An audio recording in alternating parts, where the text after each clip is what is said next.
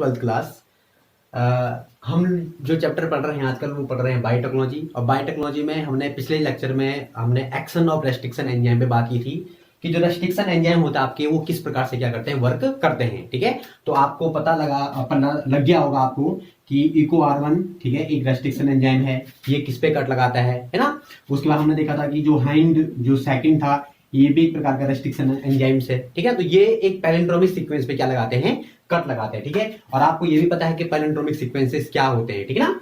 फिर आपको ये भी पता है कि जो रेस्ट्रिक्शन एंजाइम होते हैं वो उनका जो नोमेनक्लेचर होता है वो किस प्रकार से लिखा जाता है। जैसे इको R1 में ई आपका जीनस के लिए हो गया, कोलाई ये स्पीसीज के लिए हो गया, आर क्या बोला था मैंने आपको, आर एक प्रकार का क्या है, स्ट्रेन वैरायटी है। और ये 1 जो है यहाँ पे क्या है कि किस नंबर पे इसका डेवलपमेंट हुआ है। ठीक है, तो ये सब चीजें हमने क्या कर ली थी, ऑलरेडी डिस्कस कर ली हम लोगों ने। ठीक है, आज जो टॉपिक हमारे पास रहेगा वो रहेगा आरएनए, जो रिकॉम्बिनेंट डीएनए टेक्नोलॉजी है, जो पूरी आरडीटी जो प्रोसेस है आपकी, इस आरडीटी प्रोसेस में किस प्रकार से अब हम क्या करेंगे, वर्क करते हैं, ये मैकेनिज्म किस प्रकार की होती है, हम इसको क्या करेंगे, इसको समझेंगे आप यहाँ पे से। ठीक है, कौन कौन से स्टेप्स इसमें होते हैं। ठीक है, और आपने बहुत सारी चीजों के बारे में इसमें समझ भी लिया होगा आपने। जैसे प्लाज्मिड के बारे में आपने समझ लिया है ना, कि प्लाज्मिड क्या होते हैं, किस प्रकार से प्लाज्मिड क्या करते हैं, हम लोग प्लाज्मिड में अपना डिजायरेबल जीन क्या करते हैं, उसमें ऐड करते हैं। तो आपने देखा होगा कि हमने क्या किया, जो आपका ह्यूमन जीनोम था, या मान लीजिए कोई भी ह्यूमन या कोई भी जीन हो, ठीक है, जिसको हम डिजायरेबल जीन बोले थे, है ना, जिसको हम डिजायर जीन बोले थे, है ना, या हम इसको क्या बोलते हैं, जीन ऑफ इंटरेस्ट इसको हम बोलते हैं, है ना, जिस जीन को हमने क्या करना बेटा, जिस जीन की आवश्यकता हमको है, ठीक है, उसको हमने क्या किया, हमने प्लाज्मिड के डीएनए में, ठीक है, जो प्लाज्मिड था आपका, उसमें क्या कर लिया, ऐड कर लिया। और जब ऐड करा हमने तो क्या बना, वो बना आपका रिकॉम्बिनेंट डीएनए। ठीक है ना, वो क्या बना आपका रिकॉम्बिनेंट, है ना, रिकॉम्बिनेंट डीएनए वो बना आपका। ठीक है ना, और आपको पता है कि हमने रिकॉम्बिनेंट डीएनए को फिर क्या करे थे हम लोग, फिर इंसर्ट करे थे बैक्टीरिया के अंदर। ठीक है, तो आपको ये पूरी प्रोसेस समझनी है यहाँ पे कि किस प्रकार से हम इंसर्ट करेंगे, हम लोगों ने किस प्रकार से प्लाज्मिड के अंदर डाला। तो ये आपने ये प्रोसेस आप लोगों ने क्या करनी है, समझनी है यहाँ पे। ठीक है ना, तो ठीक है, चलते हैं आज के टॉपिक की तरफ, ह्यूमन ये separation and isolation of DNA fragment.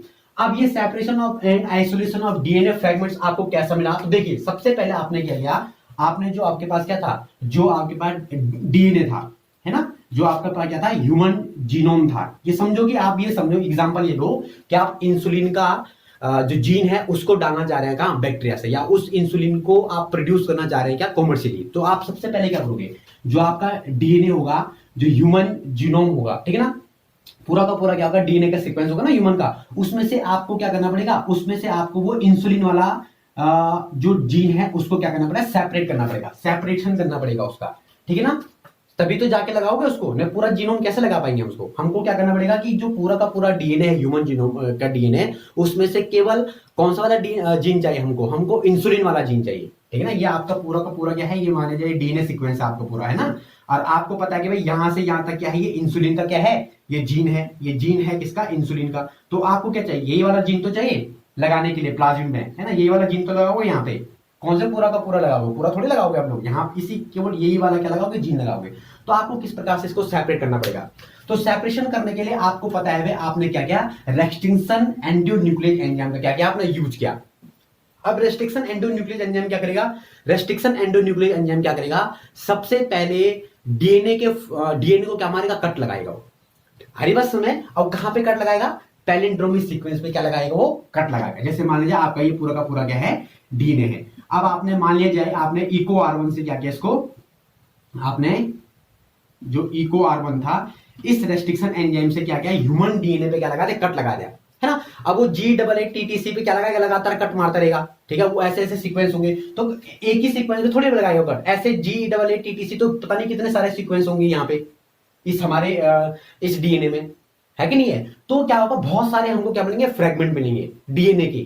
ठीक है, हमारे पास बहुत सारे क्या मिलेंगे, फ्रेगमेंट मिलेंगे। ठीक है ना, क्यों मिलेंगे बहुत सारे फ्रेगमेंट, क्योंकि हो सकता है कि जो आपका पैलिंड्रोमिक सीक्वेंस, जो आपने इको R1 जो पैलिंड्रोमिक सीक्वेंस पे जो कट लगाएगा, वो आपके ह्यूमन जीनोम में बहुत सारे ऐसे क्या होंगे, सीक्वेंसेस होंगे।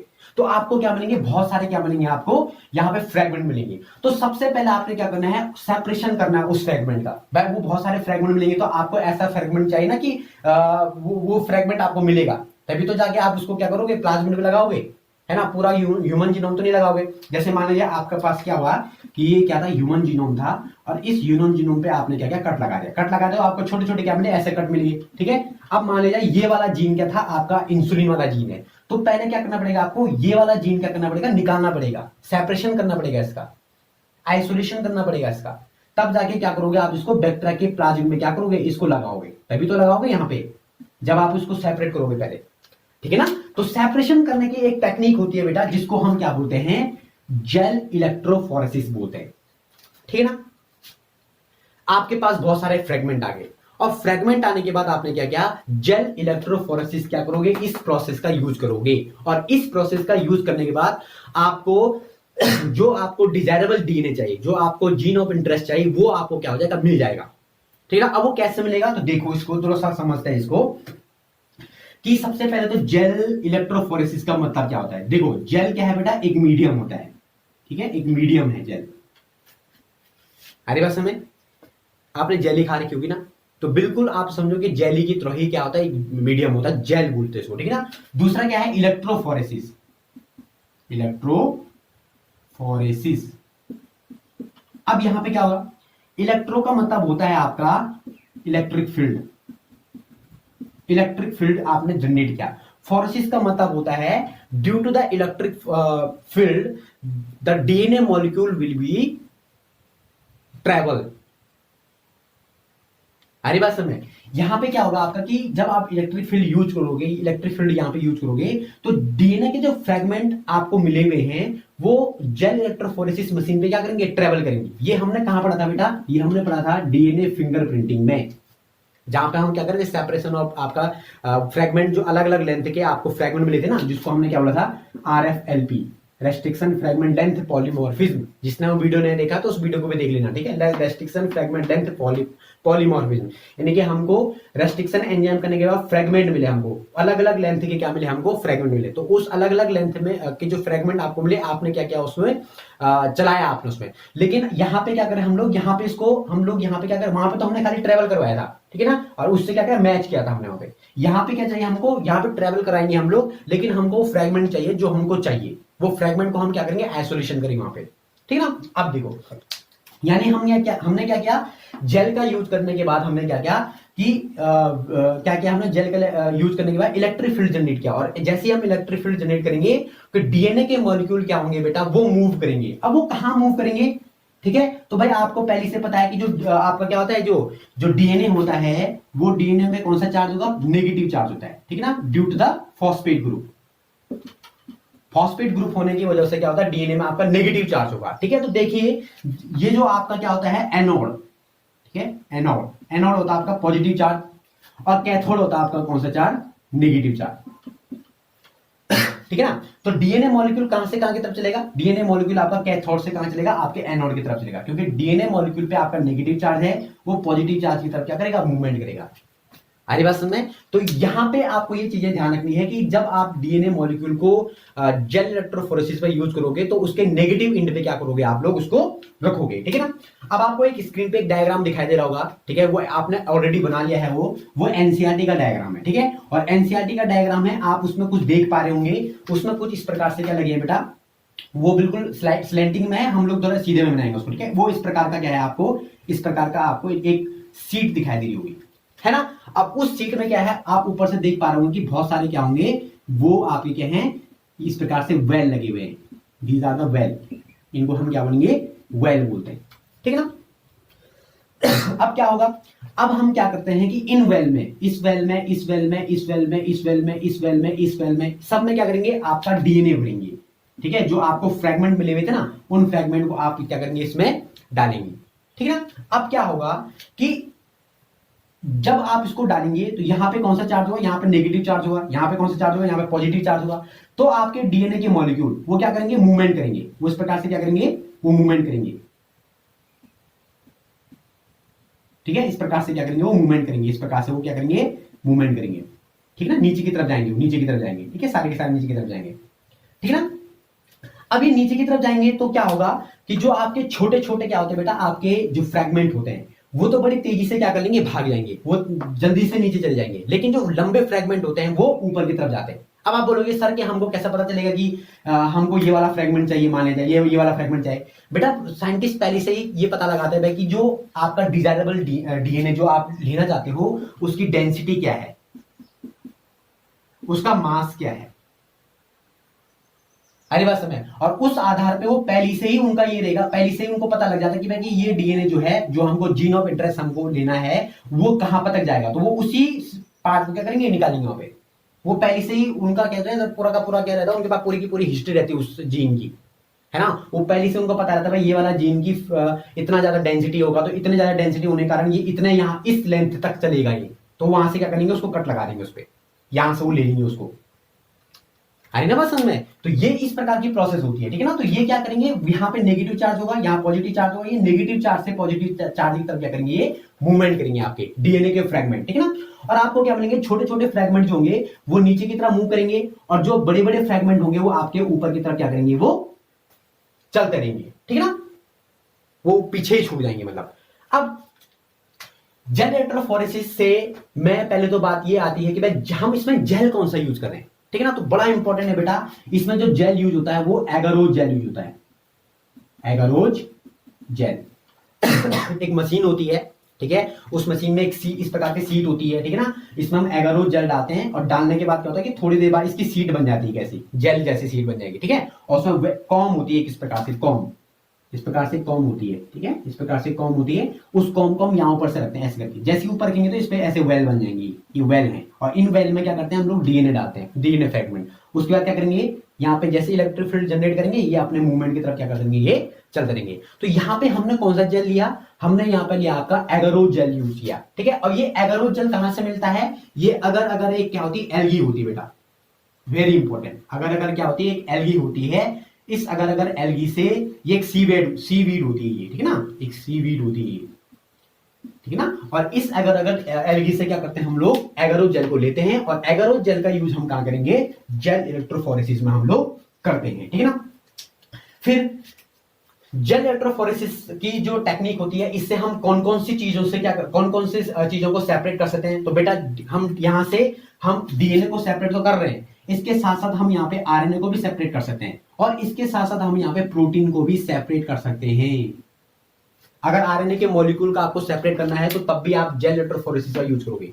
अगर आप डीएनए के फ्रेगमेंट कर रहे हो तो वो तो कर ही रहे हो आप लोग, ठीक है। अगर आप प्रोटीन के भी फ्रेगमेंट को अगर आप सेपरेट करना चाहते हैं तो आप जेल इलेक्ट्रोफोरेसिस का क्या करोगे, यूज करोगे, ठीक है। ये भी क्या है बेटा, एक इंपॉर्टेंट है। फिर एक सबसे इंपॉर्टेंट क्वेश्चन जो इसमें आता है, ठीक है बेटा, ये छोटे छोटे क्वेश्चंस हैं, ठीक है ना, ये आपको याद होने चाहिए। ये छोटे छोटे जो चीजें मैं आपको बता रहा हूँ, आप इसको नोट भी कर सकते हैं, ठीक है ना। ये बड़े इंपॉर्टेंट फैक्ट होते हैं, ठीक है। तो इनको आपको क्या करना है, याद करना है, थोड़ा बहुत नोट भी रखना है आपको, अपने दिमाग में चीजें रखनी है, ठीक है, जो मैं चीजें बोल रहा हूँ।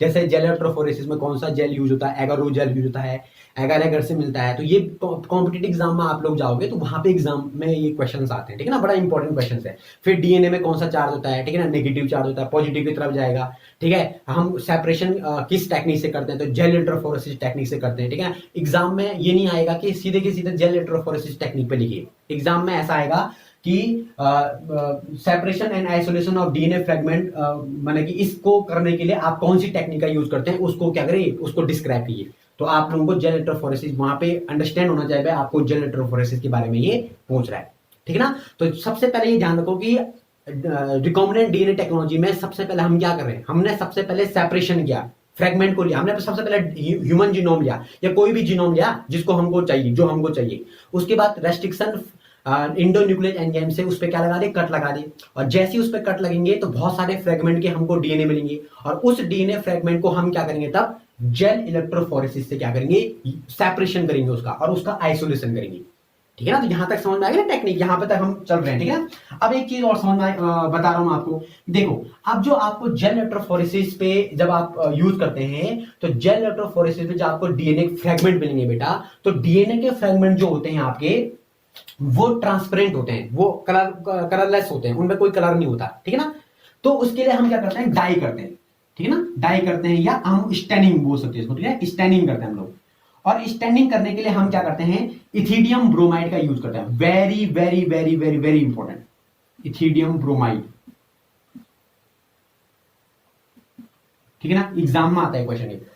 कि जेल इलेक्ट्रोफोरेसिस में डीएनए के फ्रेगमेंट को स्टैंड करने के लिए हम कौन सा सॉल्यूशन यूज करते हैं या किन चीजों का यूज करते हैं। तो इथिडियम ब्रोमाइड का यूज करते हैं, एक सिल्वर का यूज करते हैं, सिल्वर का यूज करते हैं, दो, ठीक है, और कॉमर्सी ब्लू डाई, ठीक है ना, इसका भी यूज करते हैं, COOMASSIE ब्लू डाई, इसका भी हम क्या करते हैं, यूज करते हैं। क्या बोला मैंने आपको, इथिडियम ब्रोमाइड, सिल्वर और कॉमर्सी ब्लू डाई, इन तीनों का यूज हम करते हैं जब हम जेल इलेक्ट्रोफोरेसिस का यूज कर रहे हैं। जेल इलेक्ट्रोफोरेसिस को हम कर रहे हैं तो जेल इलेक्ट्रोफोरेसिस में जो डीएनए का फ्रेगमेंट आपको मिलेंगे ना, सीट पे मिलेंगे, जो वो ट्रांसपेरेंट होते हैं, वो कलरलेस होते हैं। तो कलरलेस को कलर करने के लिए हमको उनको स्टैनिंग करना पड़ेगा। तो कौन कौन से स्टैन यूज करते हैं, इथिडियम ब्रोमाइड, सिल्वर और कॉमर्सी ब्लू डाई, इसका हम क्या करते हैं, यूज करते हैं। और ये मैंने आपको बोला, ये क्या है, आपका इंपॉर्टेंट है, 1 नंबर के क्वेश्चन में या 2 नंबर के क्वेश्चन में ये आ सकता है एग्जाम में, ठीक है। तो इसको यहां पे आपने क्या करना है, यूज करना है। फिर एक चीज और समझनी है आप लोगों को, देखो एक यहां पे टर्म आता है इल्यूजन, ठीक है ना, एक टर्म यहां पर आता है आपका इल्यूजन,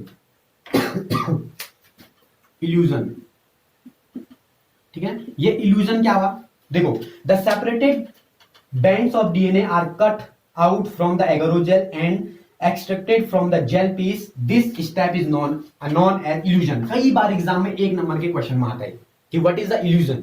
देखो इल्यूजन कुछ भी नहीं है, देखो आपका जैसे ही जेल इलेक्ट्रोफोरेसिस का क्या था, आपका सीट था ना, अब माने जाए ये वेल थे, these are the wells, okay, यहां पे ये डीएनए के फ्रेगमेंट आपको मिले, ठीक है ना, ये डीएनए के फ्रेगमेंट यहां मिले आपको। अब मान ले जाए आपको ये वाला फ्रेगमेंट चाहिए, आपने समझ लिया भाई ये वाला जो फ्रेगमेंट है, this fragment is your desirable gene, ये फ्रेगमेंट आपका डिजायरेबल जीन है। तो क्या करोगे, इस पे कट लगाओगे ना, पूरा सीट को तो निकालोगे नहीं। अब आप क्या करोगे, या किसी शार्पनेस चीज से या किसी कैंची से आप इसको कट मार दो, यहां से इसको निकाल के इस प्रकार से इसको उठा दोगे, मैंने कट लगाओगे ना इस पे, और कट निकालने के बाद इसको सेपरेट करोगे। तो इस टेक्निक को जब आप डीएनए जो जेल इलेक्ट्रोफोरेसिस सीड से आप इस डिजायरेबल जीन को या इस डीएनए को सेपरेट कर रहे हो, यहां से कट लगा के सेपरेट कर रहे हो, तो इसको हम क्या बोलते हैं, इल्यूजन बोलते हैं, है ना। तो यही लिखा है इसने, द सेपरेशन ऑफ बैंड, इसको बैंड बोलते हैं हम लोग। ये सब क्या है, ये आपके ये छोटे छोटे फ्रेगमेंट आए, दीज आर द बैंड्स, ठीक है ना। तो दो separated band of DNA are cut out from the agarose gel, तो एगरोजेल से हमने कट आउट कर दिया इसको, ठीक है ना, and extracted from the gel piece, ठीक है, जेल पीस से हमने इसको बाहर निकाल दिया इसको, ठीक है ना। इस प्रोसेस को बोलते हैं हम लोग क्या, इल्यूजन प्रोसेस बोलते हैं। हरी बात समझ, ठीक है। तो this process is basically known as the gel electrophoresis, ठीक है ना। तो समझ में आई पूरी प्रोसेस कि जेल इलेक्ट्रोफोरेसिस में कौन सा जेल यूज करते हैं, एगारो जेल यूज करते हैं। कौन सा चार्ज होता है, यहाँ पे नेगेटिव चार्ज होता है। डीएनए के मॉलिक्यूल कहां की तरफ मूव करते हैं, आपके वो आपके एनोड की तरफ, ठीक है ना, एनोड की तरफ क्या करेंगे, मूव करेंगे, क्योंकि नेगेटिव चार्ज आपका कैथोड हो गया ना, और एनोड की तरफ क्या करेंगे, मूव करेंगे। फिर ये आता है आपका भाई कि कौन कौन से डाई यूज करते हैं हम लोग, तो इथिडियम ब्रोमाइड, सिल्वर और कॉमर्सी जो ब्लू डाई था, इसका यूज हम लोग करते हैं, ठीक है। फिर इल्यूजन क्या होता है, ये भी आपको पता होना चाहिए, ठीक है ना। फिर जो आपके क्या होते हैं, इस प्रकार से क्या करिए आपने कि जेल इलेक्ट्रोफोरेसिस की टेक्निक को आपने यूज किया, और आपको यहाँ पे क्या मिल गया, आपको डीएनए का फ्रेगमेंट मिल गया, आपको जो आपको चाहिए था, ठीक है ना। अब देखो, अब यहां इस प्रोसेस को समझो, अब आपको ये वाला फ्रेगमेंट मिल गया, ठीक है ना। अब आपको कहां इंसर्ट करना है इसको इंसर्ट करना आपने बैक्टीरिया के प्लाज्मिड में, बैक्टीरिया के प्लाज्मिड में आपको क्या करना है, इसको इंसर्ट करना है। ये बैक्टीरिया का प्लाज्मिड है, आपने इसको भी उसी रेस्ट्रिक्शन एंजाइम से कट मारा जिस रेस्ट्रिक्शन एंजाइम से आपने इस डीएनए को कट मारा होगा, तभी तो यहां भी वही कट लगेगा, यहां भी वही कट लगेगा। अब आपने कौन सा एंजाइम यूज किया, डीएनए, बताओ, डीएनए लाइगेज, ठीक है ना, डीएनए लाइगेज एंजाइम का यूज किया। और डीएनए लाइगेज का एंजाइम का यूज करने के बाद आपने इस डीएनए फ्रेगमेंट को यहां पे क्या कर लिया, इसको जोड़ दिया, यहां पे आपने इसको क्या कर लिया, यहां पे आपने इसको जोड़ दिया। तो ये यहां पे क्या हो गया, ये जुड़ गया, ठीक है ना। इस प्लाज्मिड में क्या हो गया, ये जुड़ गया। अब क्या करोगे बताओ, नेक्स्ट स्टेप क्या है। अब इस प्लाज्मिड का इंसर्ट आप कहां करोगे, बैक्टीरियल सेल में करोगे, ठीक है ना। इस प्लाज्मिड का यूज, इस प्लाज्मिड को इंसर्ट कहां करोगे, बैक्टीरियल सेल में करेंगे, ठीक है। और इसके बाद की जो टेक्निक होती है, इसको हम अब देखो, इस बैक्टीरियल सेल में इंसर्ट करने के लिए हमारे पास बहुत सारे क्या होंगे, तरीके होंगे, उन तरीकों पे हम क्या करेंगे, बात करेंगे।